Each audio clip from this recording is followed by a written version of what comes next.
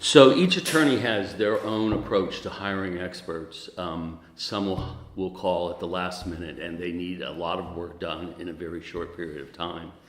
And that's not unusual, that's typical in the legal world.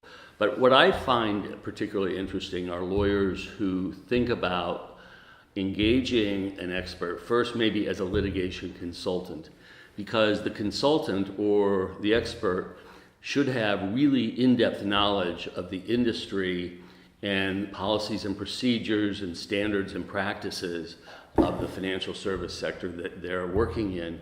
And that can be very insightful for the litigation team.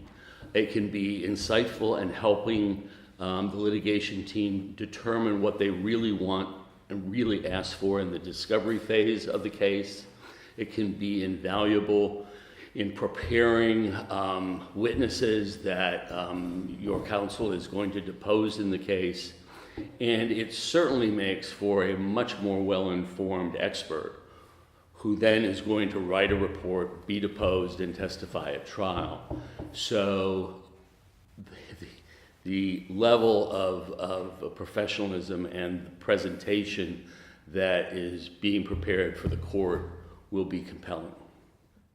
I was asked to consider being involved as an expert witness in a case in which the lawyer thought he had a terrific case against a very well-established trust investment management company in America. And I looked at the case file, I looked at the materials and the documents that the client signed and said, I don't think you have a case. And the lawyer said, well, would you be willing to explain this to my client, because my client thinks she has a case. And so I met with the client, with the attorney present, and we talked about the difference between investment performance and appropriate policies and procedures and suitability for the client based on the client's objectives, risk tolerance, and other objectives.